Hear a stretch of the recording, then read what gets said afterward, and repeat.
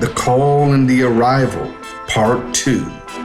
After Lisa is discovered, some of the other Yitra are dispatched by Junver to search the area for authorities.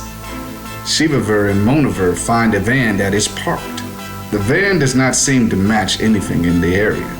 Shivaver and Monaver takes on the appearance of white women.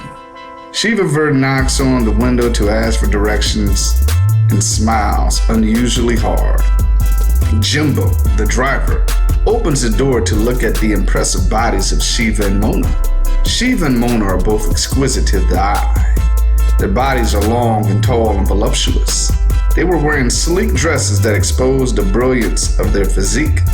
Jimbo walks out the van to give Shiva directions and has his phone ready to try to get her phone number. Shiva smiles, then grabs his throat and pulls out his larynx before he can get a scream out. Jimbo's body then slumps on the ground. The loose cartilage is protruding out of his throat and is dripping with blood. Jimbo's eyes are wide open as they stare out into the night.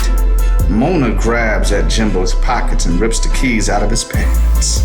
The sisters then walk back towards the end of the van and insert the keys into the door and slowly open it.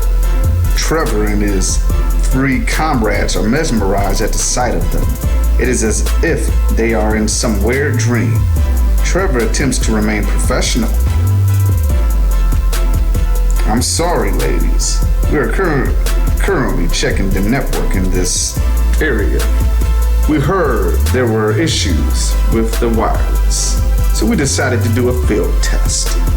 Trevor then begins to wonder why Jimbo did not warn them. Shiva and Mona hop in the van and close the doors behind them. Their actions surprise Trevor, and he thinks that he should reach for his pistol, but these white women are fine, and being white himself, he considers this occurrence to be a simple misunderstanding.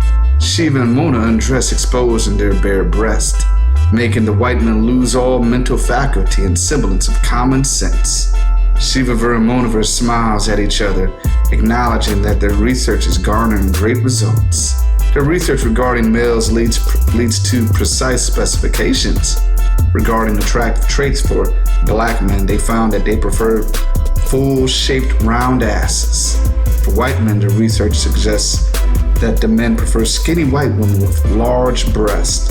None of the men have any noticeable melanin, so they perceive no reason to keep them alive for the short term. Shivaver and Monaver decide to remain in their current form before they attack. They feel it will maintain and keep the men off guard and render them unable to use their force.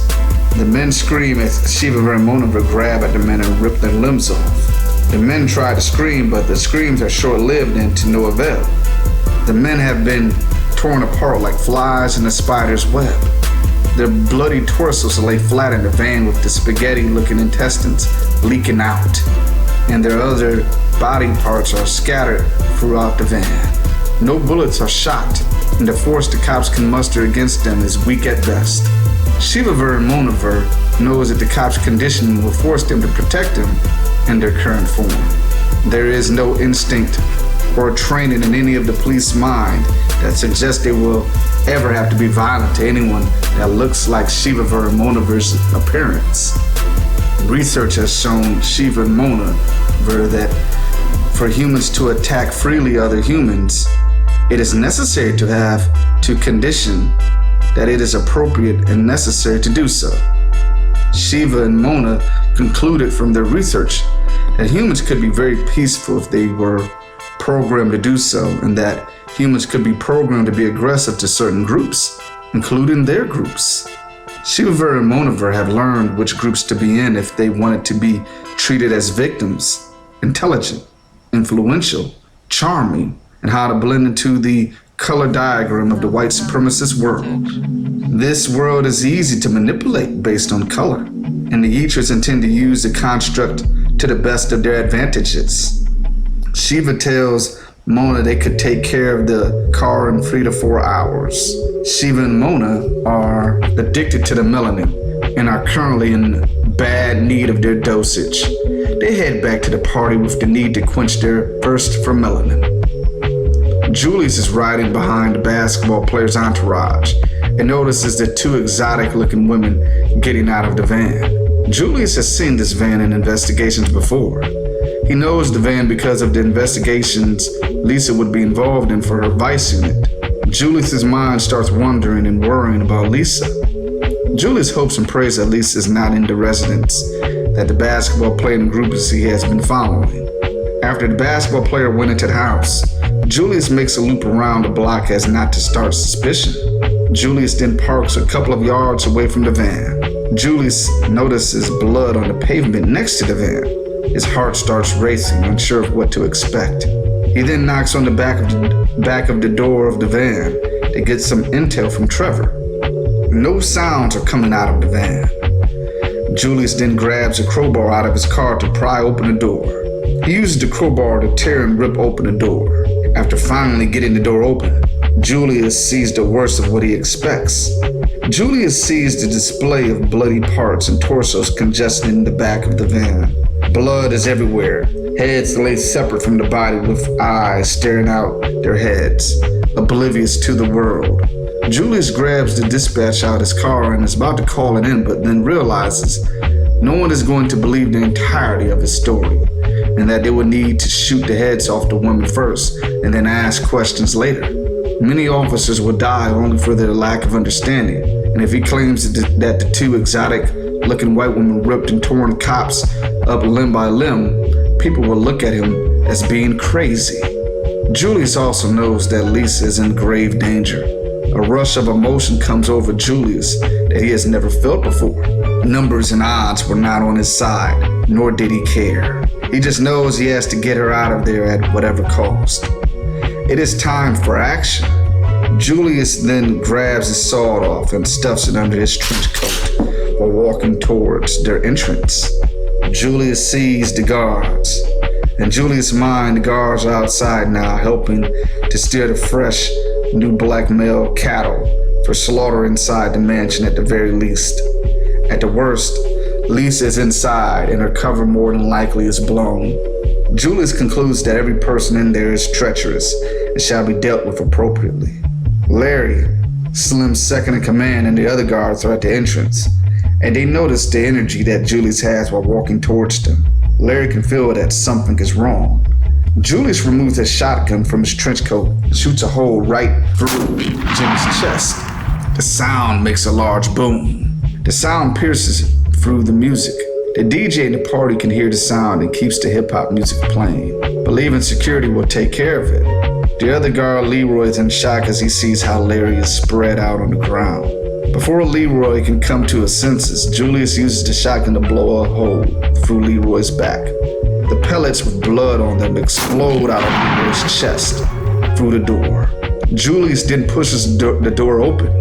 The DJ can observe that there are gunshots that blow the door open and stops the music. The whole room goes silent. Julius walks through the door and all eyes are set on him, watching his every move. Julius notices all of the pale dead bodies scattered around the room. The eaters have been consuming black men by the dozens. All of the remaining living black people have the letter Y tattoo visible on their bodies. Julius observes the drunk wino with a Y tattoo on his right arm, smiling until he sees Julius. The wino's presence in this society does not surprise him. Julius observes everyone in the room. You motherfuckers ready for this? Julius pulls out his shotgun and blows off the arm of our earner for the Yitra Society. Security guards pull out the guns and attempt to weave through the high-end earners to get a shot at Julius. Julius smiles as he shoots through the earners to kill the guards. The shotgun pellets spray through the crowd, ripping off various torsos, faces, legs, and fingers of earners and guards alike. The remaining earners scream and holler and flee for their lives. Julius shoots at the crowd, fleeing, sending piles of people to the ground. A Yitra runs towards Julius and gets its head blown off. The room breaks out into deafening screams and heads for the doors. The DJ runs from his booth, leaving his equipment behind, and the hip-hop music comes back on. There are screams and people hollering everywhere. Julius continues shooting. don't run. Don't run. Julian says as he continues to blast away with the sawed-off. Shiva comes running towards Julius. Julius steps back and blows her head off with his shotgun. Tamisha runs out. No! He killed Shiva! Mona runs from the other side of the room. A female earner hops in front of Mona to protect her. Julius falls back and shoots a hole right in Erna's chest, which then went through the yitri. The impact blows her back against the wall, as well as the blue blood. It stains the wall. Julius gets up fast with his butcher knife as he saws ferociously into her neck, and then rips off her head, glancing momentarily at the female earner that tried to protect her. Monaver's dead eyes staring the world. Julius holds the alien's head up in the air by the alien's blue hair. Junever and Quinver looks down from the balcony. A rare, fearless specimen indeed, thought Junever. Junever looks around the room and to her surprise, he is completely alone. Quinver quickly concludes the motivation. He must be here for the girl. Junever has seen many blacks cry on the news for the loss of their loved ones and has seen people beg the police for help to end the disappearances of the black men. But she has never seen this kind of fortitude. Junever contemplates about Lisa. A being with her kind of dignity and stature will attract love and devotion from many people. The kind of devotion that a man will be willing to fight for. The kind of devotion and love that a man will be ready to die for. Junever realizes that none of her earners possess these type of qualities. They are broken people that are obsessed with gaining legitimacy from the dominant society. Junever's earners did not have any line or boundary that they are unwilling to cross to attain these means. Everything is open for bargaining, even their very souls. Integrity has no value to the earners. Society has taught them that when being black, degradation and self-humiliation of their people is the only path to any notable, tolerable success that will not generate the wrath of the dominant society. Junever concludes that love and respectability are very dangerous to her operation and grabs Quinver's hand so they can escape the scene. Junever needs time to examine this threat of love as it is unpredictable. Julius' boisterous display draws much ear from the aliens, and his display brings fear into their hearts, but they know they have to step up and stop him. Julius' resolve makes them tentative, but they maneuver around him with their numbers. A circle of aliens surrounds Julius. The odds get him to laugh hysterically. This is going to be a glorious death. Julius figures that he would not be able to kill them all, but at least he would die with dignity. One of the aliens come forward to rip Julius to shreds. A laser then strikes her head, causing it to explode all over Julius. It is Valencia Vert. She has a laser gun and is firing it rapidly. Valencia uses that same square blade that she used before to finish off the wounded Yitras, chopping their heads. Julius reloads his shotgun and goes upstairs to check on the other rooms to look for his Lisa. Julius confronts another earner of the Yitra society with a large tattoo kneeling and pleading for his life. Julius feels disgust for this man. The male earner begs for Julius to forgive him. God forgives, brother, and so should you. Forgive us, brother. Julius turns towards him. Oh, I forgive you, but I still gotta kill you. Julius blasted the sword off through the male earner's neck, decapitating and letting his torso fall over the stairway, making a soft sound. Julius hears a window break. It is a massive shattering sound. He immediately runs to the room and tries to open the door with his hand, but it is locked. He turns the knob on the door, but it will not give in. Julius takes out his pistol and shoots the lock off. He opens the door, and to his relief, there is Lisa, alive and tied to the chair. He looks at what she is staring at. It is Lamar, Lisa's youngest brother who he used to mentor, and Reggie, Lisa's fiance who is diversifying his businesses in the community. Julius' heart skips a beat Julius had no idea Lisa's brother and Reggie would be in the room. Julius takes out his butcher knife and cuts into the blue elastic around her. Lisa's panties and clothes are on the ground. She is completely naked. Much to Julius' despair, it is evident she has been raped. She gets out of the chair and goes over to take her turns, holding her brother and fiance's pale bodies in her arms, shaking them profusely. Julius grabs the back of his head. Goddamn. Julius then hears a bunch of cars and engines revving up. Cars come out of the garage.